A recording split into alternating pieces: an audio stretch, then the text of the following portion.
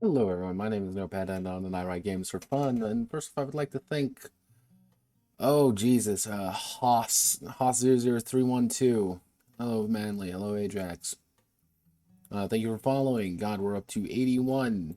Gotta update this damn thing. I should really make this automatic, but that would require me knowing what I'm doing. So, what are we doing today exactly? Well, today is going to be a update stream, effectively. We're going to be going through an old project, trying desperately to pretend to make it work. And that project being Tainted Bloodlines. Okie dokie then. This is gonna... Let's see. So, Tainted Bloodlines. What is Tainted Bloodlines? Well, Tainted Bloodlines is built from one of my friends saying they want a Catgirl RPG. And obviously, because I'm evil, I'm like, alright, what do cats do? Well, cats make cat colonies, so I went on an investigation on cat colonies, and then I came across a Janus cat. Now, for those who know, a Janus cat is this. Effectively, it's a genetic condition a cat can suffer from, which has it effectively two cats be born together, thus resulting in this. However, they usually share one body. That one is Frank and Louie, if I recall correctly. Frank and Louie was the longest surviving one, and it's exactly what you think of. They share the same internal workings. They just have two faces, and they don't really know if it's also two brains. That was one of the perpetual issues.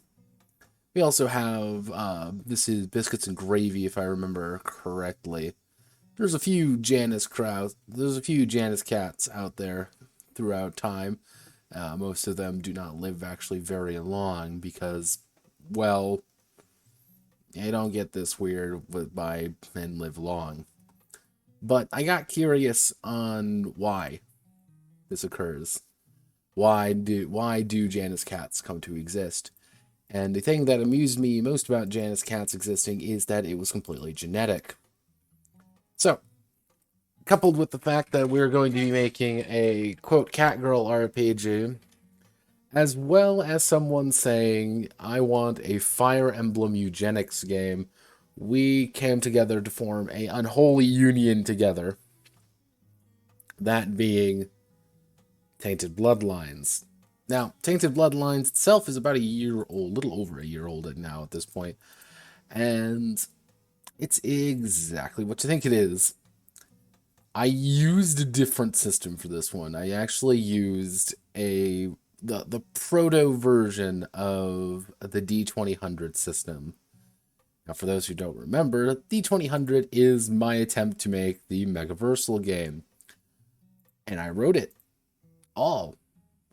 It's literally a system based entirely off of that idea.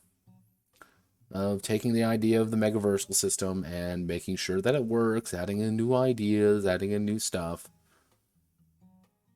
However, hello phone.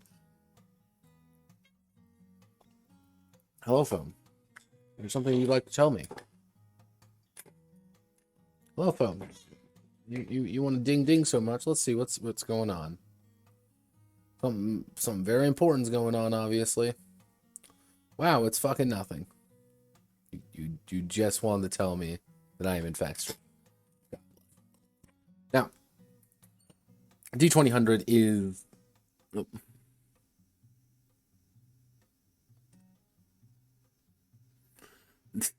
Hey, someone requested Fire Emblem Eugenics. And I am nothing but a person who likes to deliver on promises. So, I created that. This is the D2000 system, though. Now, the other game that this was used for, if we go over here, it was used for a game called the Omega Men. Where are you? Yes, the Omega Men.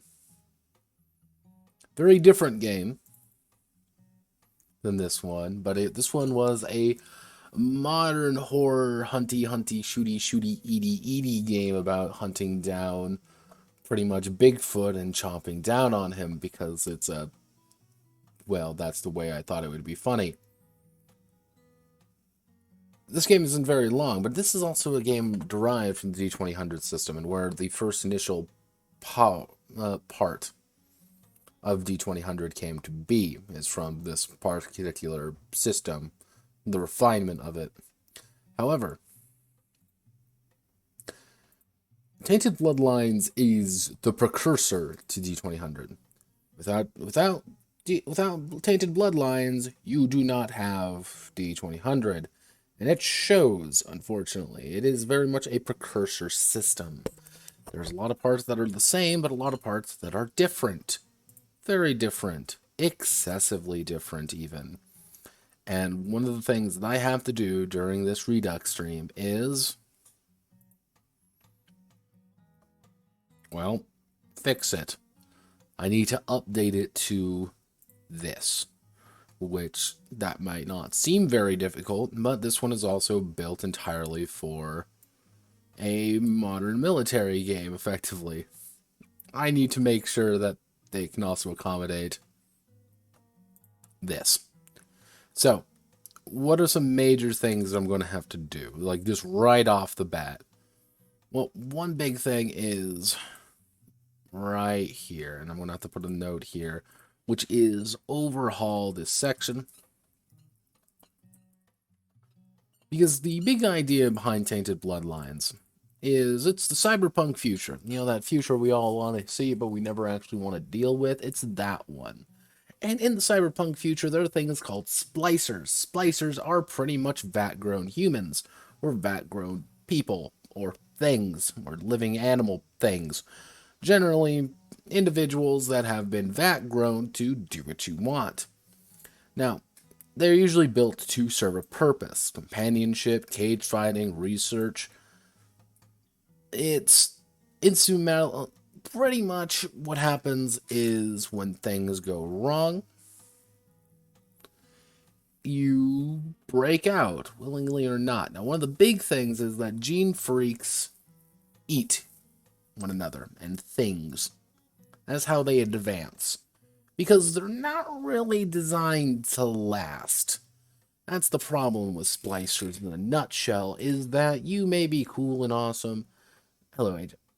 You may be cool and awesome, however, you have a limited time. You have a, pretty much a, what's that term for, service life, you could say. And what we might say, oh, wow, this is going to last for a long time. You're not. You age faster, you die faster, your heart stops beating faster, because you've been designed that way. Yeah, limited shelf life, that's what I'm looking at. Except it's limited life, because your body just isn't adapted for it. Eventually, your heart will stop. And that's what happens. Now, sometimes people escape. Splicers escape their fate, other times they're just let out. Because, like a dog that you don't want to deal with anymore, you just leave it on the side of the road and make it go away. Problem is, splicers instead go to the Undercity.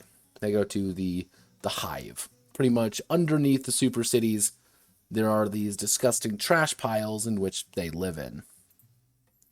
So, that is where we kind of begin our story. The D2000 system, at its core, is this. It is just a D20 for all basic attribute checks, and D100 for skill checks.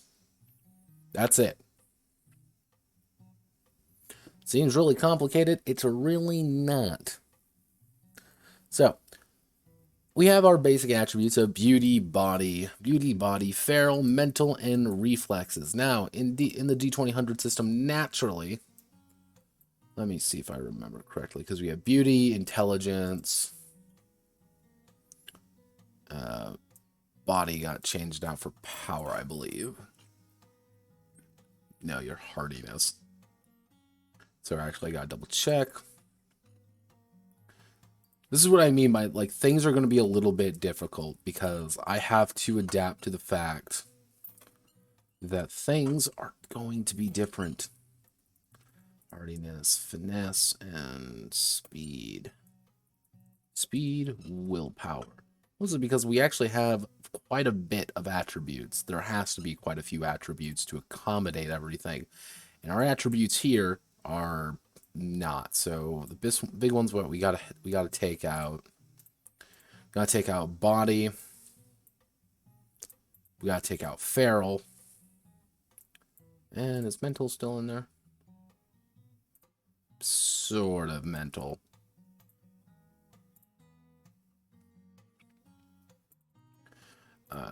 Oh, no, didn't mean to put in suggesting, put in editing. Update to new D2000 attributes.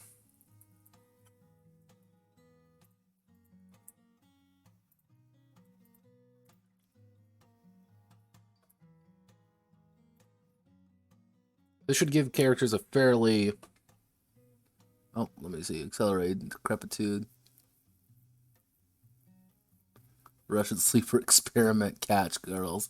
Yeah, that was kind of the joke initially with it being like, oh, yeah, it's like what effectively happens, and the way I actually saw it, and I can't remember, it was a fucking comic, a fucking manga that I read, and that was pretty much I think it was just like a little set of comics or something. It was on fucking Twitter, of course, but it was just the idea of, here's my Catgirl waifu. I'm going to sub out my Catgirl waifu for the new model. What happens to that original one? That's the problem. The answer is, well, they don't last very long. Because the odd thing is, and to anyone who's ever seen like the feralization of an animal, it's actually incredibly fascinating. Why are all your games about communists? It's not about communism. This one is literally just about gene freaks. Just because someone proposed that idea and I thought it would be interesting. But one thing about the fertilization of animals is actually very fascinating. It's if you raise an animal to be house raised and then released to the wild, natural instincts will kick in, but they'll be modified. Things will be different because feral animals are not friendly to people. Natural feral animals, I should say. They're not friendly. They're scared of them, but house-raised feral animals are a lot more friendly. And that's where things get very odd. Now, yeah, we're going to be overhauling this entire section. Skills. Overhaul entire skill section. Skill section plus add more. Now, this is the thing that's going to be both very easy and very difficult, because this is... Let me see, we got all these. These are the skill systems.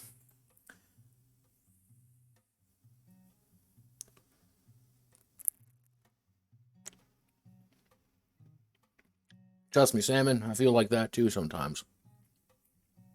So skills are broken down into 3 categories. There are basic skills, ATB skills, and proficiency skills.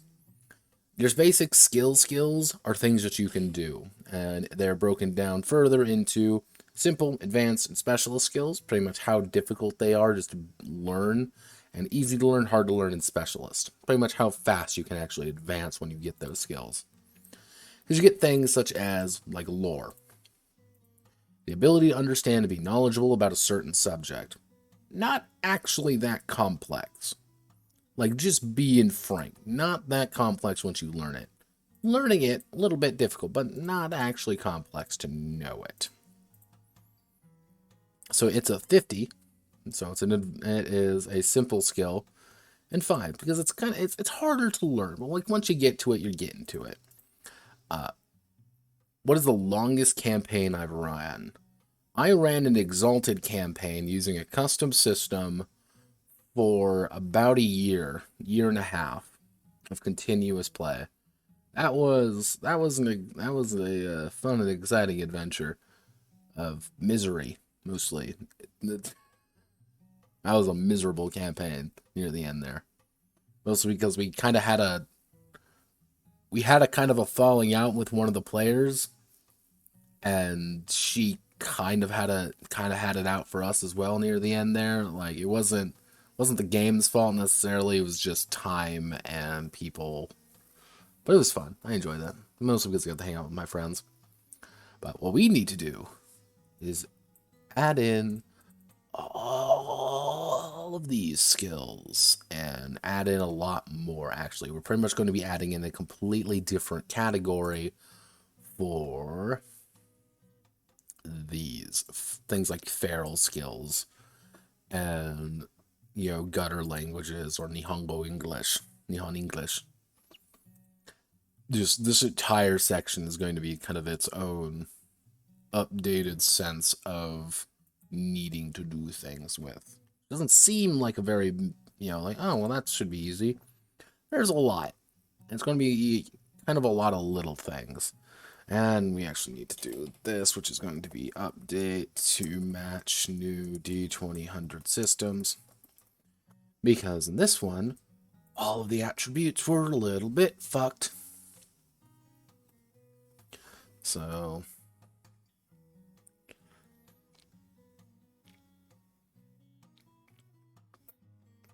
I don't even go over how to get those skills, do I? Oh boy.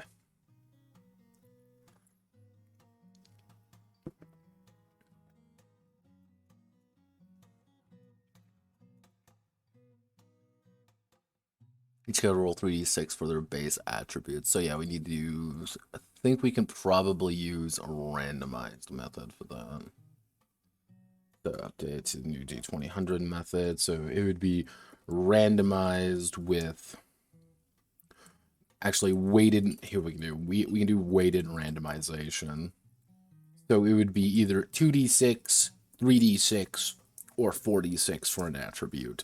So that should work pretty well. So things like base genome for like an athlete, it's going to be like 40-12, 40-12, 2D12, 3D12, 40-12, and like kind of shift the balance in certain directions. I don't know how I want to do that yet, but that's how I'm seeing it. The Catgirl speaking 80s, 90s Japanese love ballads. That's effectively Nihongo English. Nihongo English, actually, that was from a book I wrote a long time ago. So starting template colony. When determine the first set of characters colony, each skill is 5 times the attribute depending on the base genome. Oh, fuck, I forgot we gotta do dominant skills. So, overhaul this section. So, one of the big things about Tainted Bloodlines, one of the more important aspects of the game, is the idea that you're passing down things. So, for example, let's say I have a dominant skill. A dominant skill. So this is pretty much something I am good at. And I also have a recessive skill. Thing I'm decent, quote, decent at. So what's going to happen is when I pass down my genetic lineage to my children, what's going to occur is that they are only going to get my dominant skills. That's all they're getting. And that's one of the issues, is that you need to effectively find your waifu in the underhive to make sure that you actually pass on good skills. I wrote a book. Yes, and you can buy it on Amazon if you feel like, for $1.69. Dreaming in Slow Motion. It is a cyberpunk porn novel, because someone said I couldn't write it, so I wrote it. There's some note lore for you.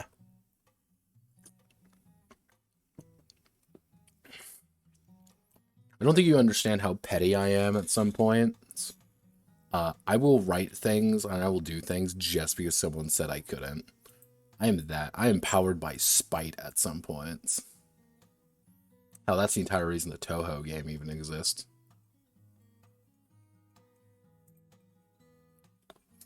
So let's see. Base genome. Yeah, oh no. Oh no. Oh no's. Okay, we're gonna have to update this section, and what we're gonna do. So we can probably do marked skills to improve percentages. Plus 2%, X plus just maybe like a flat, maybe just a flat bonus, because I use flat bonuses here. Like, I already use these.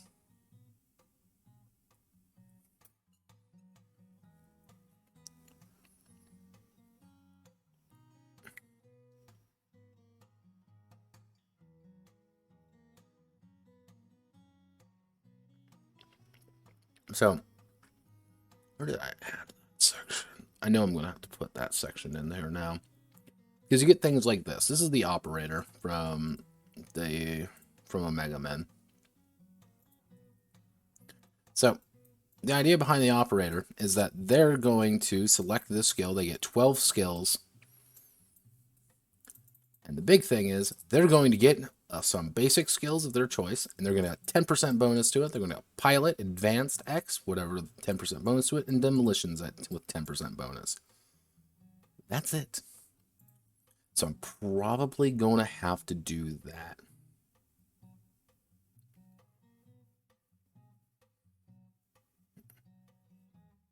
You're right, I can't send you that because I have no money. Game about family trees. I've actually written 2 games about family trees at this point. This one included. So yeah, we're gonna have to do percentages here. This has to be its own section anyway, which is gonna be a bitch, but I can do it. Choose 3 skill, yes, servants. Mutagenic strains. Now, this is where things get really complicated.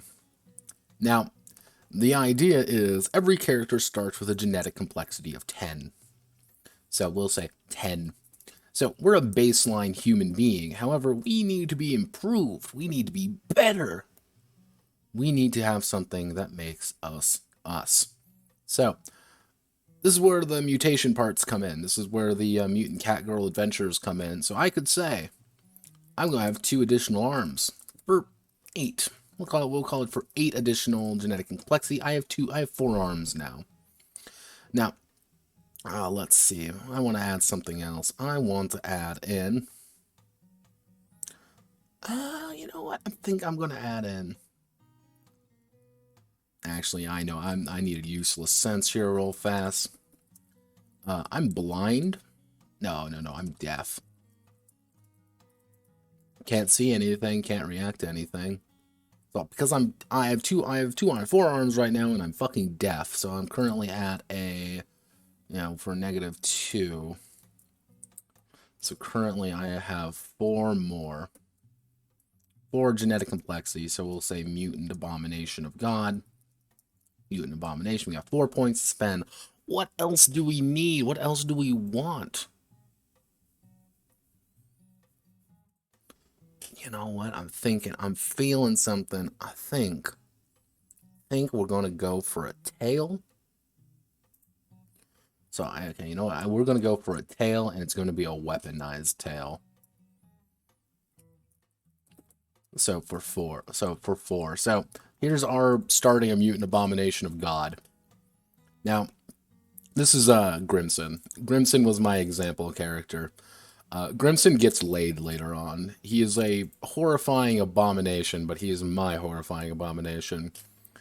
The entire idea with Grimson is that Grimson does not have an arm. However, his other arm is insane, because he's got skilled hand, which pretty much gives him a plus 20% to all of his mechanic checks, which if he starts high can get something like 80, which is nuts. He can see in the dark. He has multiple eyes. He has increased attribute of his mental ability and a decreased beauty. He is an ugly motherfucker. He is just generally a man of mechanics. That is what he does. That's all he does. And this is the problem with Grimson. Is that he is literally a beauty 4, for context, is someone who is fucking hideous. You need to roll a 4 or under to succeed at a check with it. He's fucking hideous. If 10 is average. And it's him, like, walking around on one hand, like, fucking, I was playing a lot of Mad Max. What's a Mad Max? Chum Bucket. That was a Mad Max Chum Bucket. This is effectively who I made on next. I just made Chum Bucket from the Mad Max game. There, that's Chum Bucket.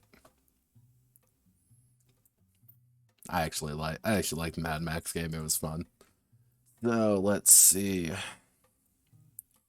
Combining mutations into 1 using Grimson as see the starting character gonna fight on mutations about him. Okay. So it's not hard to make your initial character. Like, that's the part. Like, that's the one thing I want to get across. It's not difficult to make your initial character. And I'm gonna have to do... what do I do for the fucking health? I forgot how I did health. 3d6 plus HRD. So... ooh, yeah, we're gonna need to tone these down. Tone down. What other ones do I need to do? Loss of sense isn't actually too difficult. Useless sense. See, this may seem like very different. However, it's the oh god, cum bucket, why? One of the big things is that there are priorities to the mutations. If you have a useless sense, it'll be fine. If you have a loss of a sense, it's going to override a lot of other things. Because you don't have the sense of sight. You don't have eyes. Your body has never developed eyes. However, if you have just a useless, you have ears, you just can't hear with them. They're just useless. So, attribute, increase attribute by 1. I think this works.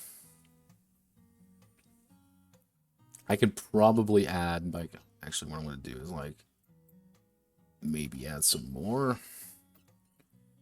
Maybe add more.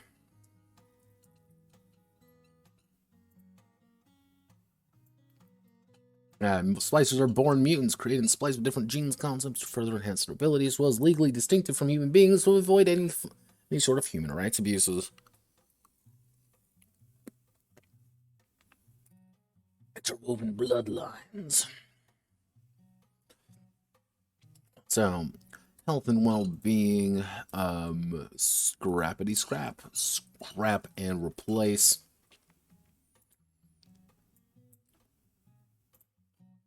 Accommodate to new system.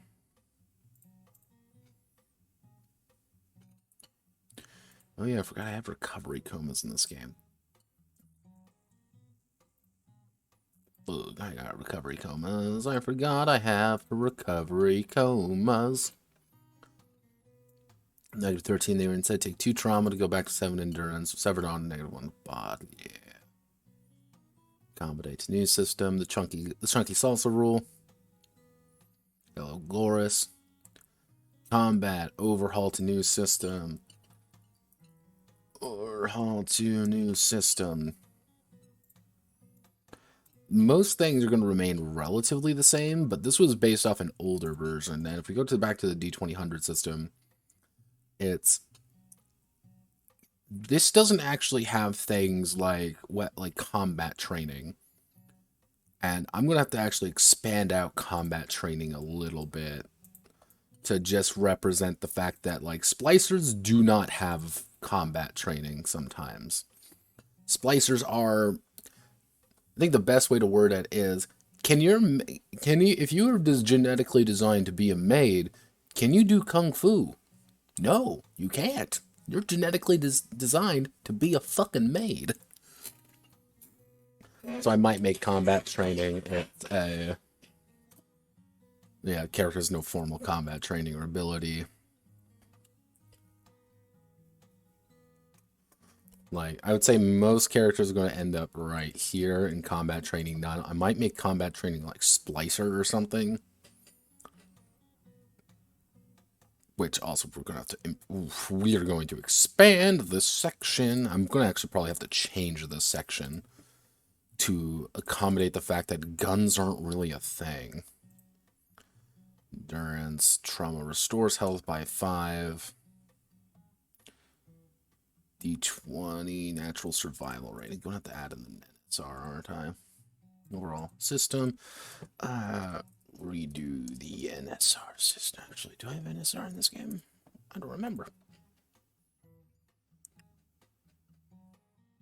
Oh, yeah, I have fucking simple versus advanced attacks. Scrap this. It's bad. It's bad, Notepad. If you ever want, like, genius idea, terrible execution, it's advanced. Because combat's entirely D20.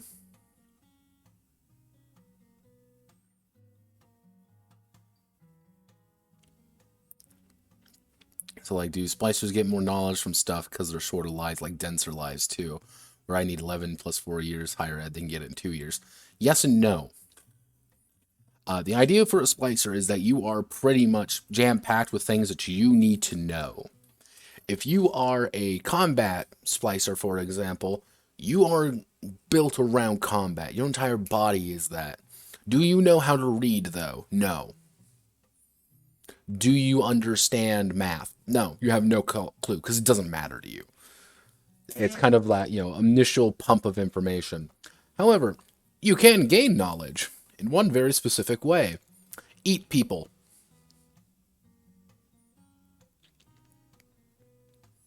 Yes, one of the major facets of this game is cannibalism is important, because all of the splicers are pretty much built from genetic material. And so to effectively propagate the product a little bit more, what they allow you to do is, hey, this splicer, this old model splicer, isn't very useful anymore, but it had some good skills. Let your other splicer eat it, consume it, and it'll learn from it. It will take that genetic material and learn it. That is how I justified passing skills down your family line as well. You are literally taking it into yourself by devouring them. So if you're a combat man who is super jacked and ready to kill people, kill the nerd and eat him. Just rip his head off and just start chowing down. Because guess what? You'll start knowing mathematics suddenly. It'll come into your brain. Will you get everything? Absolutely not. You'll get enough. You just won't understand it. You'll be like, yeah, okay, I understand math now, or I understand how to read because I ate this person, as he's, dying on the ground. Which is one of the big things about leveling up in this game is you don't level up really. You instead kind of have to rely on your protege, your children to do that. That's how you are really advancing your character. So, we're going to have to overhaul combat. This was a really bad idea because the idea was instead of using an attribute, you'd use a skill, but that was really a bad idea. So I changed it over to actions, more like riffs. Space distance, adapt to grug SD. Do I not have an NSR in this game? I don't have NSR in this game, do I? It's actually pretty fascinating. Oh, I'm getting pinged. Who is it? It's Manly. Yes, how to raise your IQ by eating gifted children. Yes. Do that.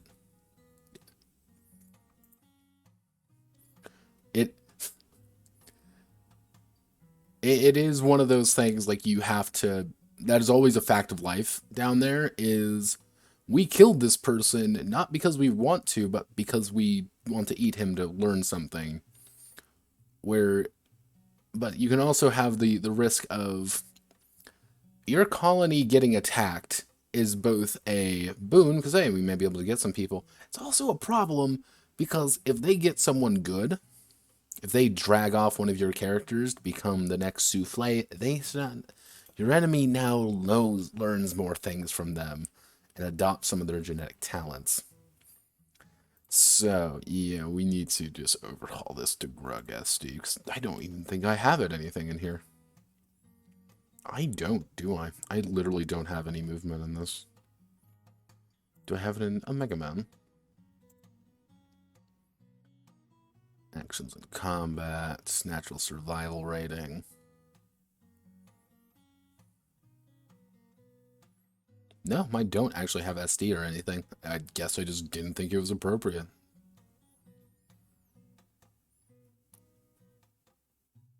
That's fascinating. Something I'm going to have to remember. Mothman. So, may have to adapt that, may not. I don't know yet. So, active movement, space distance. Yep, there's this section. Melee damage dice. Do I actually have... No, I changed that over to something else, didn't I? It's just strength scores.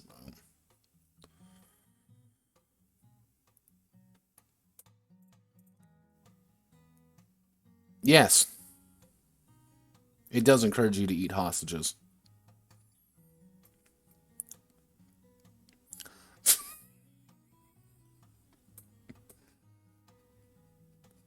See, this is one of the odd things, and I remember there was a very distinctive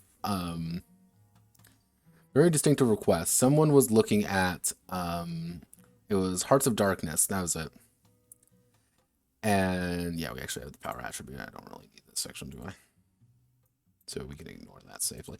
Like, someone was looking at Hearts of Darkness, and they said, well, aren't you encouraged? Don't you have like a mechanical benefit to committing a war crime? And I said, yes. And they're like, but that's terrible. You shouldn't encourage that. It's not. And I remember they were so flabbergasted when I fucking, were possibly like, then don't do it.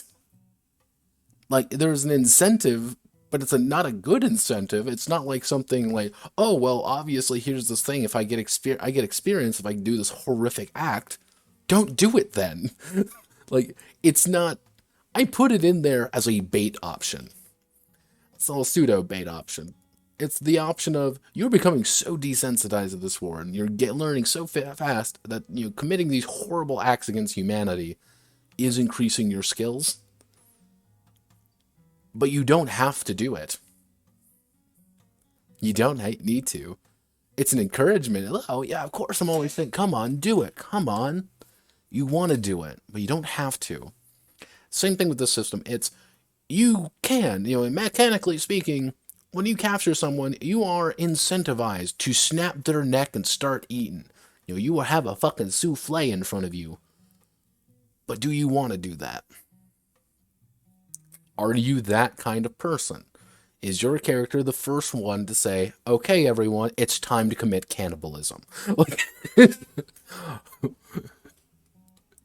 who's the first one to propose cannibalism? So, yeah, actually, we can adapt. I think what I'm going to have to do is adapt to the new method. Adapt to the new method, but keep all weapons.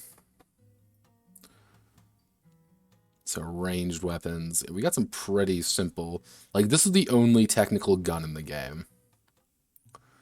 Like, right here. It's the harpoon gun. Like, I wanted to keep it, like, very... Like, there are no guns. And if you do get a gun, it's, like, something really... Like, it's almost like a magic fucking artifact. It's like, look, everyone, I have the magic bang-bang stick that kills people. Everyone's like, wow! Cool! Okay. Then we have armor.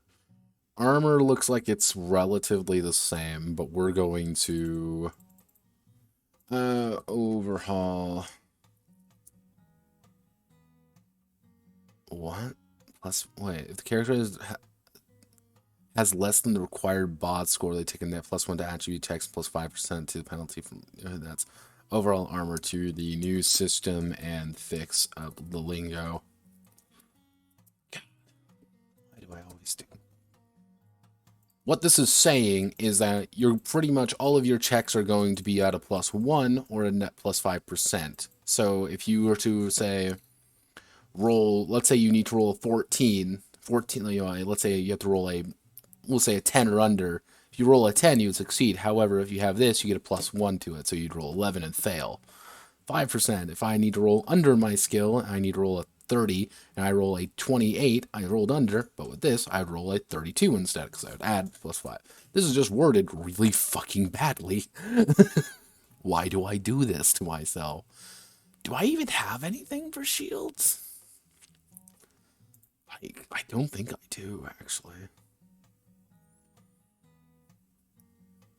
I have nothing for shields, do I? I know I have nothing for shields. Actually, that reminds me. Palladium. Actually, rifts. No, we want to do Palladium Fantasy. Shields.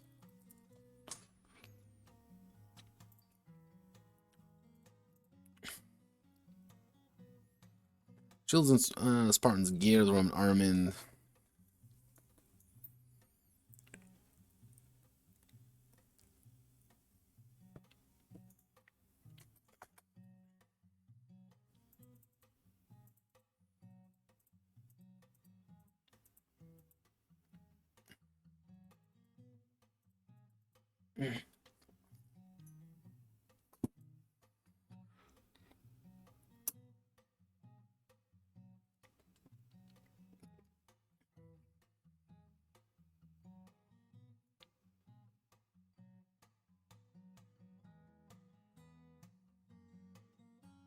Okay, so there is nothing for shields. Cool, I get to improvise.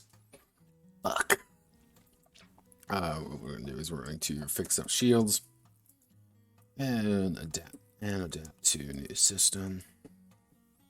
Like, that is what this game is going, like, this project is going to be mostly about. This game is going to be 95% of me adapting all of these old systems to the new system. Now we get colony management. Colonies, my social house gathering place for multiple situations that affect them, described as inhospitable to the above grounders, but the splicers, it's not too hot cold, nor is it too hot. It's safe from murderous beasts that lurk outside and has ready access to essential goods. So what we're going to do is we're going to expand out some lore stuff here. I think that'd be fun. Because, like, for context sakes, this game is 44 pages. On page 30 to 44 is colony stuff, and all about stuff about advancing your character. Like, D2000 is not a complex system. Just bulky. There's just a lot of it. Simply connections, these clan heads, protect their territory.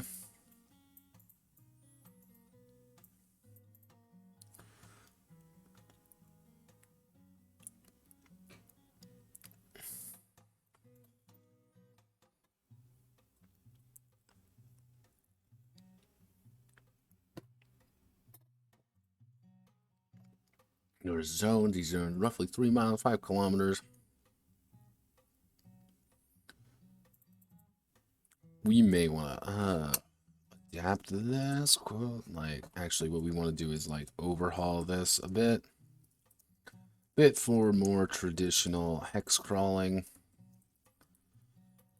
Because if you think I didn't put in a random hex crawl system in the middle of this, I did for some fucking reason. Ever write a setting book? No, actually. Like, here's the thing. I'm not a huge fan of settings, or like setting books in general. This is my kind of weird thing.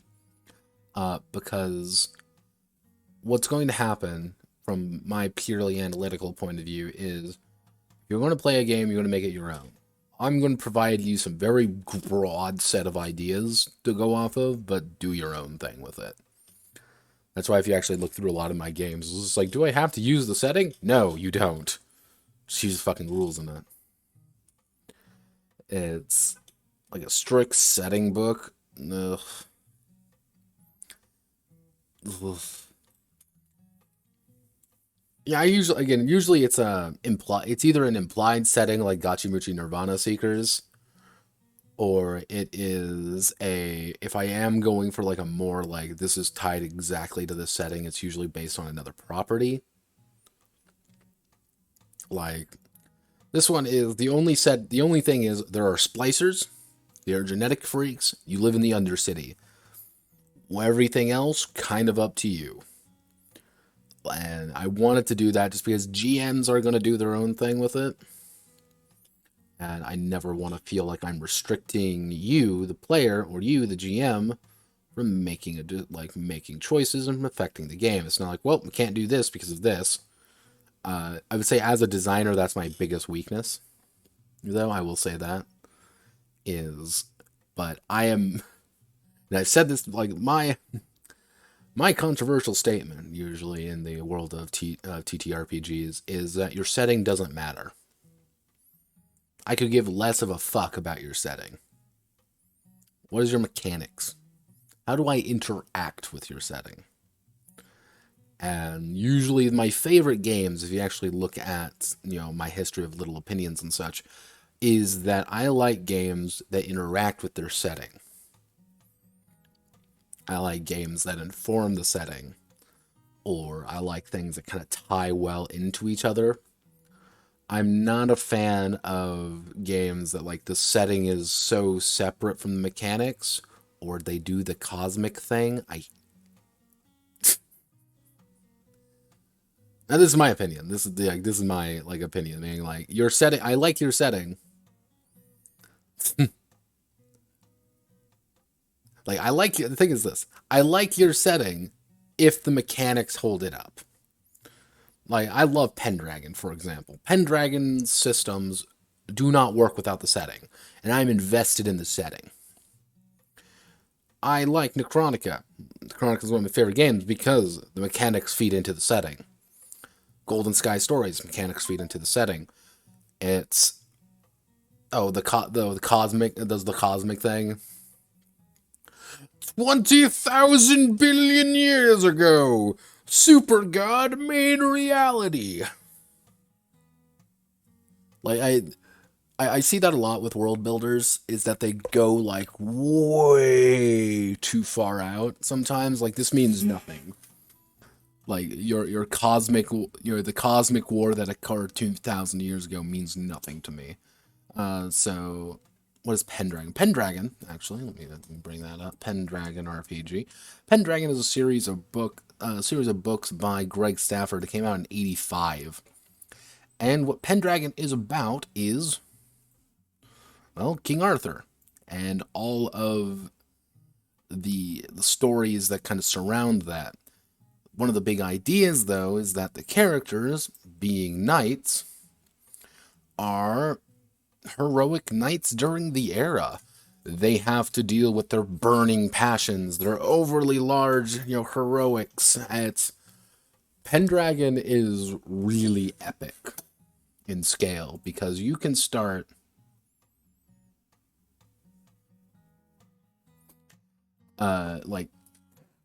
you can start in, like, it was I think when Uther was, you can start the game when Uther was taking over the kingdoms, like Uther Pendragon, yeah, and you can follow the entire grand campaign to the very last moments of King Arthur's passing.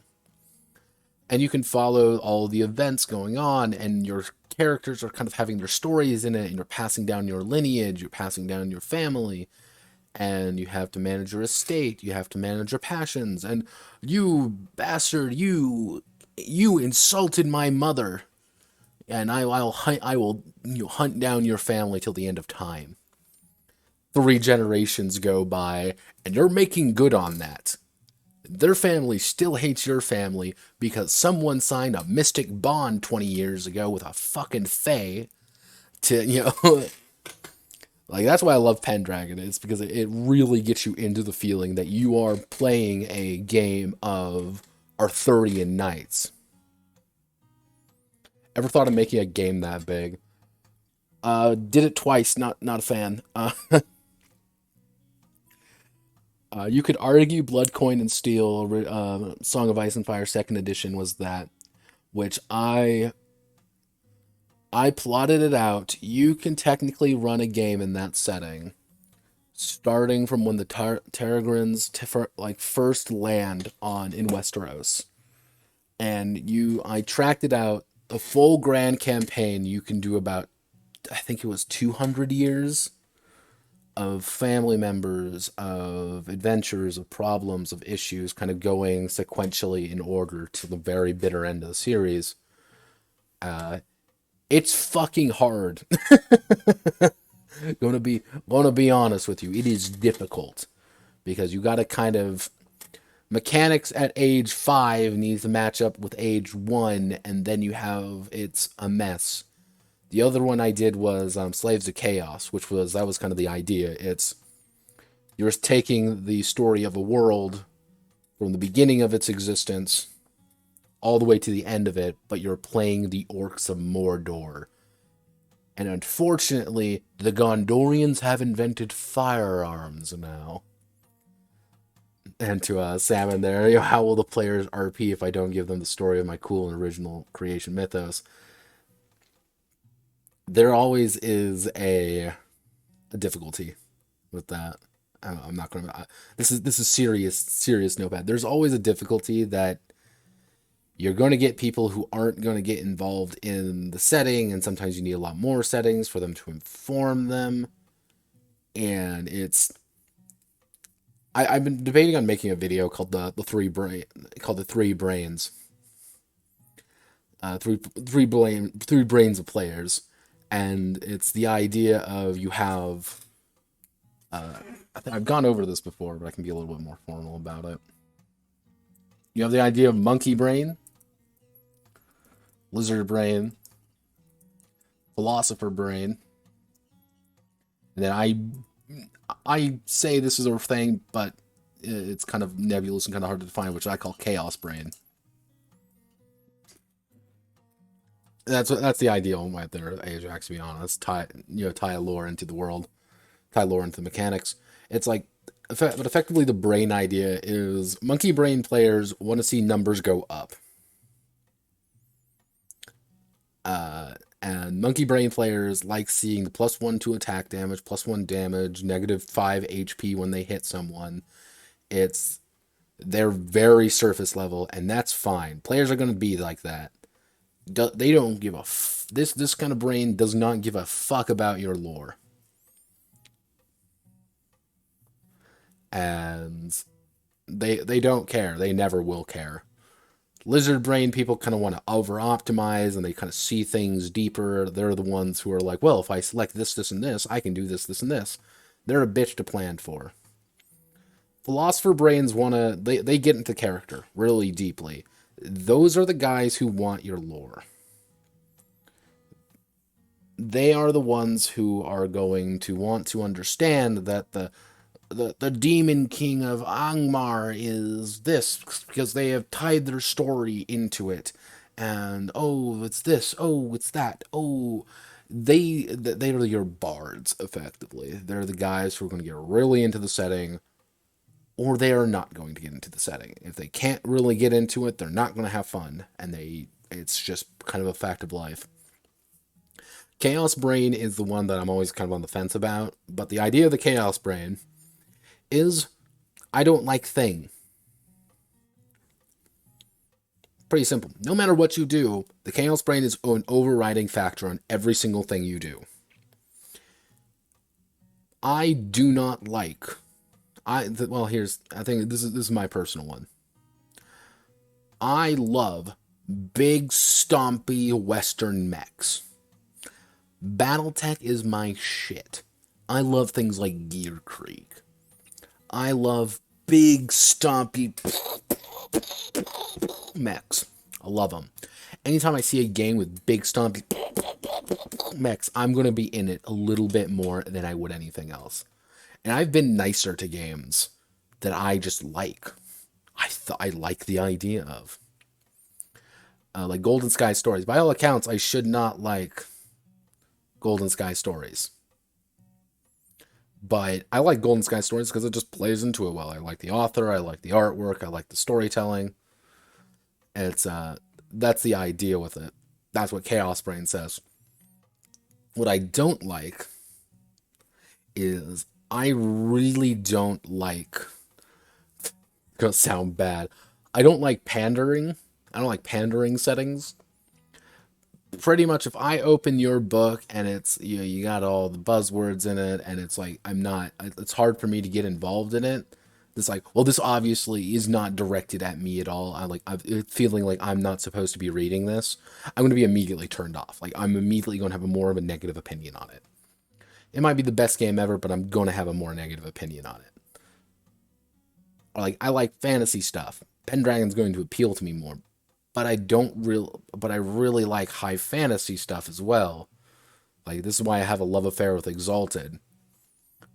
And why like things like Faerun are really boring to me. I hate Faerun. I think it's the stupidest fucking setting. I like my extremes in fantasy. I like really high fantasy and I like dirt. I like mudcore. Those are my two extremes. I don't like the nebulous thing in the middle very much.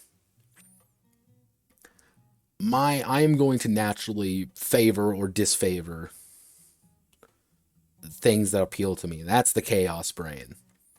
You can appeal to a player. You can give them all the little bonuses to appeal to the monkey brain. You can give them all the little fun little things to appeal to lizard brains. You can give them all the things they want for the philosopher brain to roleplay in. But if the chaos brain is not satisfied, you're not going to be satisfied. That's the big thing with like Lancer, I think, Lurid. Since Lancer was brought up, like that's the big thing with Lancer. Lancer appeals to every single one of the brains, and I give Tom and I give them. You are correct on that. He does like to draw big stompy women as well. If you kind of look at it, Lancer's not a very complicated game. It's really not. Lancer is a lot about taking some very simple options and kind of mix and matching them to do cool things. It's about builds. It's about that. You can do monkey brain builds, which are all about making the biggest number go higher. That's fine. That's a completely valid way of playing. You can also do these lizard brain, crazy, tactical bullshit things. And you also have, like, this wiggy-woggity, oh, look at me, I'm, pilot, and here's my 15-mile-long backstory for the philosopher brain. You can do all those things. I don't like Lancer very much, though. I don't like Lancer very much because the mechs don't actually appeal to me. They feel like they aren't my stoppy diesel guzzlers that I like. They're kind of more running on unobtainium. They aren't that kind, but they aren't also this like really Eastern style mech either. I like my Vodums. I like my nightmare frames. It seems like it's trying to take its, cake and eat it too. It just doesn't appeal to me. And that's why I do not like Lancer as much as I think I should. That's the odd thing. I should like Lancer more because everything about it, like in the Kira's case about it, Lancer is objectively good. I do not like it though. That's the kind of the brain theory. Is no matter what you do, if that kind of overriding logic isn't appealing, it's not going to happen. Yeah, you either have a Gundam or a Big O. And it's kind of hard sometimes. Like, I like Vodums. I like kind of going fast and,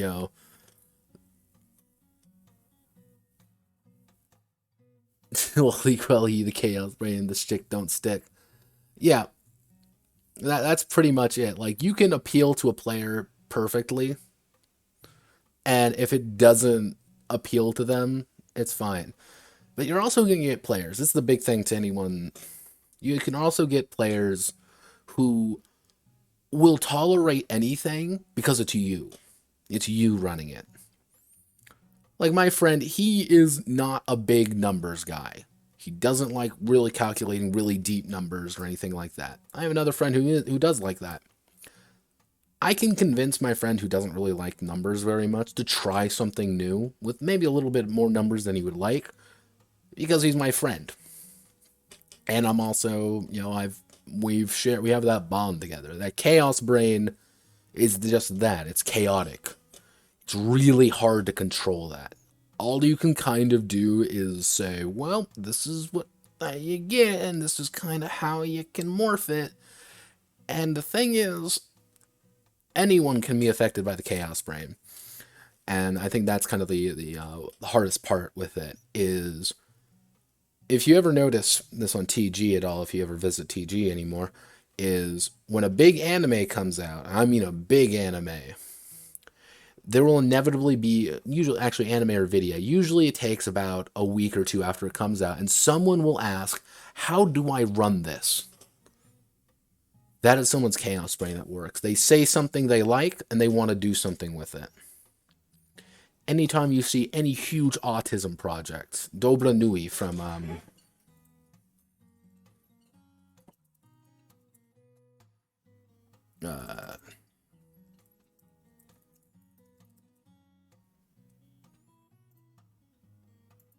actually it would be Crimson Chemicals Games. That's not it. Fuck. Doro Nai Nui, that's it. Red Star Games. Like, Doro Nai Nui, like this game is built entirely off Chaos Brain. Alright, get some sleep there, Ajax. But, like, this game is entirely built on that. It's a complete autism project. That is the entire point of it. Someone wanted to do this, and they did it. And I kind of respect that. But, okay, so overhaul this from traditional hex crawling. Colony, depending on the size, has a number of zones under control. Independent 1 to 2 splicers, 1d4. It's territory at their leisure. Required bodies to work the tile, allowing harvesting of the resource. Actually, what we can do, maybe add some stuff from Slaves of Chaos.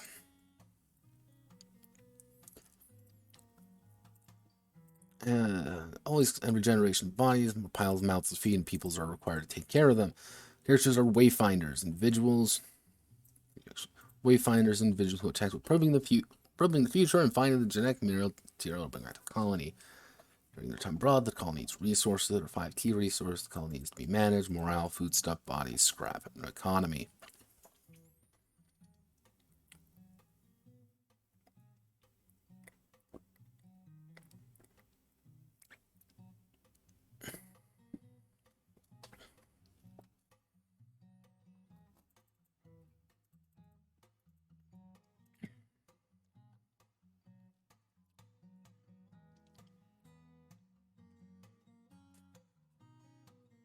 Morale affects the number of children, and in turn the number of produced bodies that occur every generation. Morale can be gained by the characters performing good deeds, having double the required food, or improving the economy by a full step. The morale effects take place during the current generational phase. Morale will fall if anything bad occurs. At the character's death, random events falling equal to the amount of bodies lost due to starvation. What? What is that? What is that line? Notepad.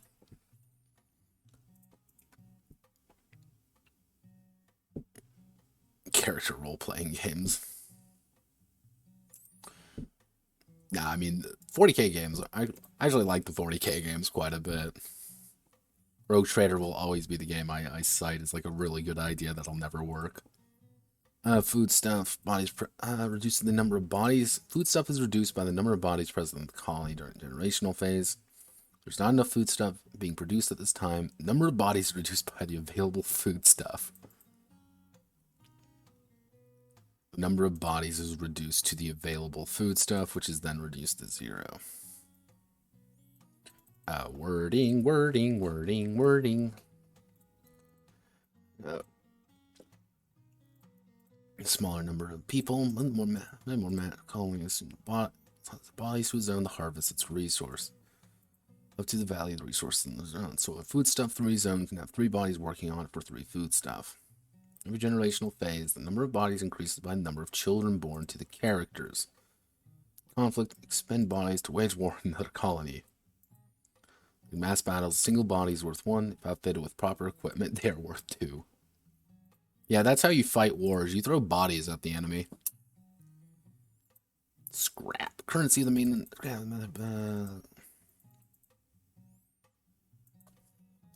resource produce scrap.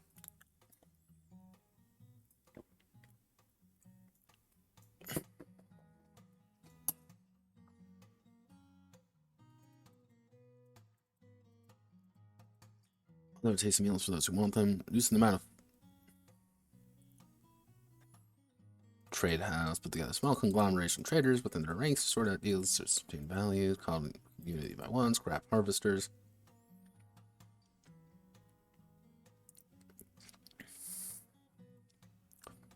Let's do to 5. To calculate, take the rating. The more valuable scrap resource value is. To calculate, take the economic rating and -10. And -10 for the price of scrap for resources. Wait, what? So, for example, an economic rating of 3 would have the base price for foodstuff be 7 scrap for 1 foodstuff. What the fuck is... Notepad. What? Notepad. What the fuck is this? Nope. The more valuable economic rating, the colony, the more valuable goods are. To determine the goods value being sold, take the odd economic rating plus 2. Economic rating 3 would have a base sell 5 foodstuff be 5 scrap for 1 foodstuff. What are you doing? Colony phase. Okay. Gathering, expanding, the generational. Harvested for resources. Expanding phase, this colony is free to expand their territory if they have excess bodies and resources to expand. Finally, a generational phase occurs at the end, moving steer. All costs and processing takes place during the generation phase. If a partner may settle down during the generational phase, allowing the continuation of the bloodline, settle down unavailable for the next year, but they are busy rearing children and managing the homestead. Go and explore the greater underhive. Resources good to maintain strong trade relationship with their colonies. Venture may take place during any parts of the 3 phase during early to late of each of them. Beginning or starting out, people are just scrapping, ready supplies for travel, or starting to the end of the year. Starting the end of the year. Late phase means that the phase is technically ended, but the next has yet to begin. Resources have been gathered, fighters have been moved out, families are settling. Nature under 5 of its inhabitants are incorporating other colonies. Average morale of both colonies, making food stuff. Take the lowest for economy, combine territory together.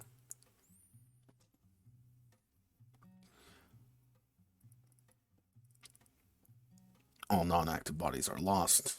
All 1 in 4 active bodies are removed. Reduce active bodies by 1/2 to restore stock of food stuff.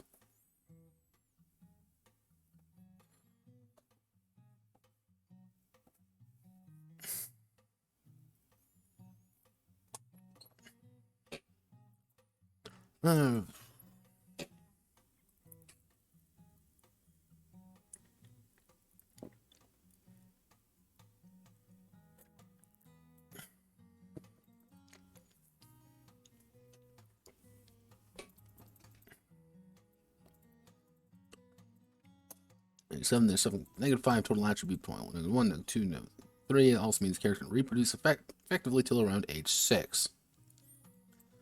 Now, a character must be at least 2 years old to begin adventuring genetic material in you. Their own complex genetic code passed on to the next generation. Genetic material described by splicers in the Underhive that eating things makes them stronger. So, we need to fix this. Oh, fix this a lot. Holy fuck.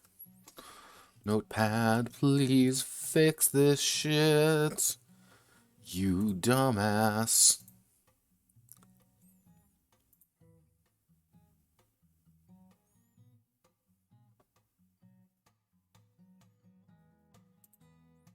Man, the generation, the next generation.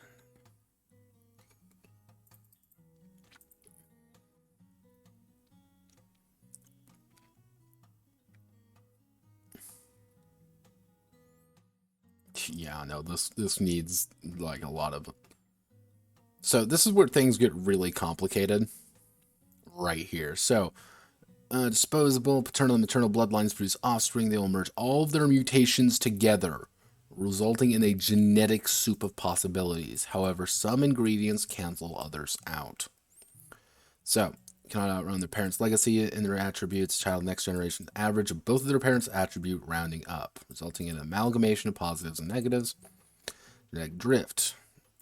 So, wild differences between 2 characters of radically different attributes. Affects the final amount of characters, they change their attribute score. So, this represents differences between both parents' attributes. So, a 10-12 would have a genetic drift of 2, while 10-13 would have a 3. So, genetic drift, D6, D8. Yeah, this is when Notepad didn't know about a lot of things, so we added a fucking table, picture table here. So, what does this actually mean? So, for example, let's say mom and dad have let's say mom has a beauty score of 17 and dad has a beauty score of 12. We have a 5 genetic difference. What I'm going to do is I'm going to have to roll my D6 for my beautiful child after they take the average. So the average 17 and 17, 12 would be 29 divided by 2. It would be 15.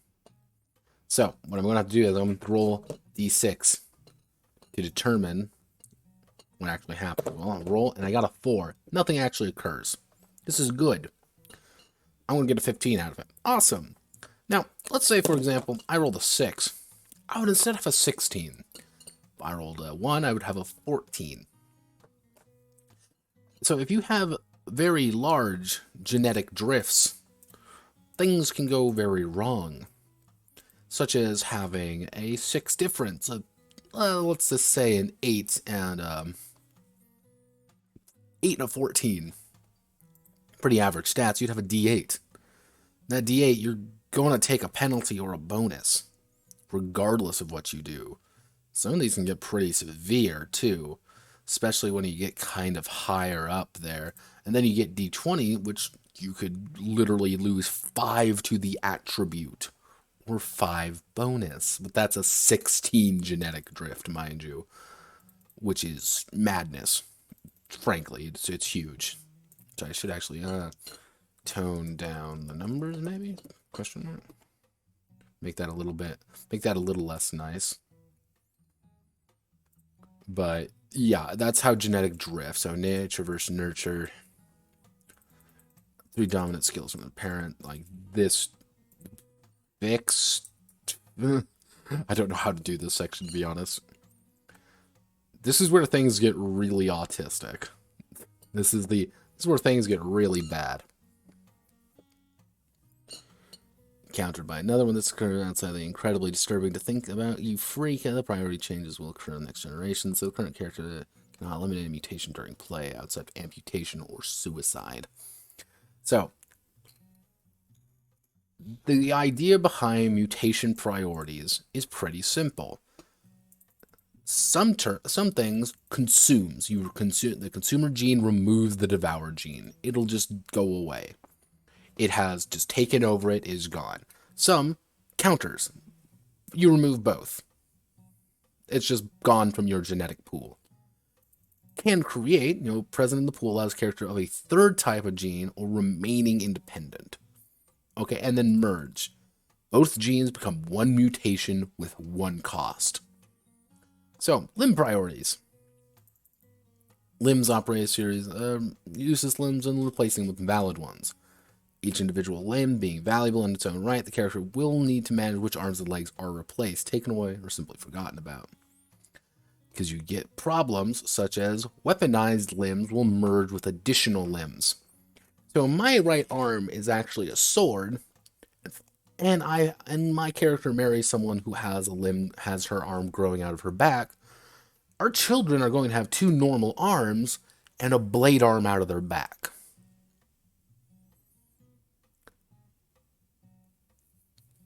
And it's one of those things like your skilled hands and skilled feet are going to start merging with one another. So they're becoming one big mutation, which costs a lot. Because you still got to pay for it, don't forget. And suddenly that hand that you really like isn't really valuable anymore because it's going to take up your entire thing. It's like, do I really want to marry you? Like, yeah, like right here. Like, this is where things get, like, really... loss of sense consumes a set of multiple senses of the same type. If I have 2 sets of eyes, you don't have any eyes. We're just going to have 1 set of eyes for our children, unfortunately. Which is a good thing. And bad. Useless sense consumes a set of multiple senses. Like, if you have a useless sense, this is where it kind of comes into the idea of, like, loss of sense is sometimes worse than the useless sense, because it's going to say, hey, it consumes a useless sense. Loss of sense is a lot worse, because you can't really get it back, because you're going to start being able to consume multiple senses. A useless sense only consumes a multiple sense at the same time. That's really it. Internal priorities, base endurance counters, resistance, status effect, counter status effect. This is pretty simple. Attributes, merge, anomaly priorities. Wing arm. And service to that key concept is being and staying alive. As such, early times, continued propagation of the bloodline will require some more drastic measures. Keeping things within family isn't immediately problematic. Simply reduces the genetic complexity by 2. However, the genetic reduction doubles for each subsequent relationship with close proximity. I'll just take no mutations then, right? Well, the key concept is that you can go negative. What happens when you go negative? You have to make up the difference in deformities.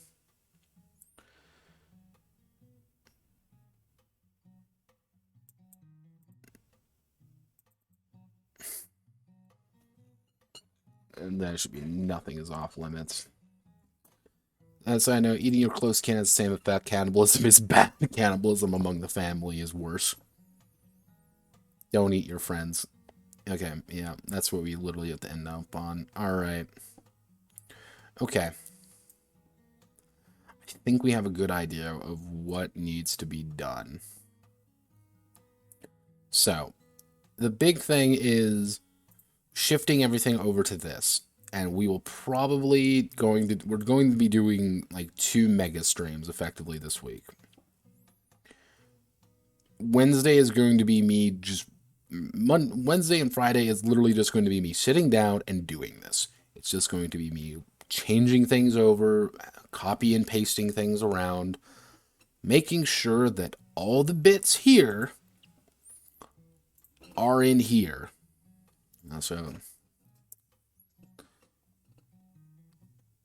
just to make sure that things are where they should be. And I'm thinking this is probably going to take me about 2 days, simply because it's going to be like, okay, I got to fix this, okay, I got to fix this, got to hack this together. Probably next week, probably next Monday, we'll be able to like rip through this, as well as Wednesday possibly.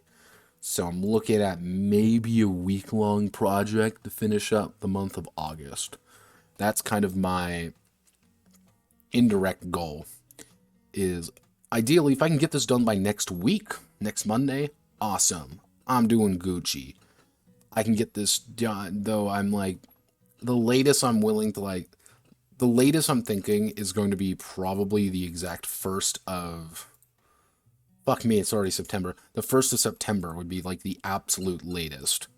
And then we get to move on to the Unfun project, which I literally need to ask people about now, just because this one isn't going to be that long, and I would rather have notes for it than not. So get ready for that question, folks. It's going to be fun.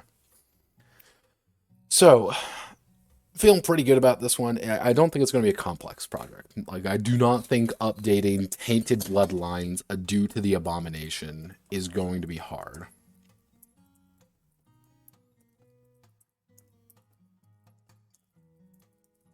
I think it's just going to be time consuming at the end of the day. It's not going to be difficult, not going to be, hard. It's going to just be time consuming, and arguably that's worse than anything.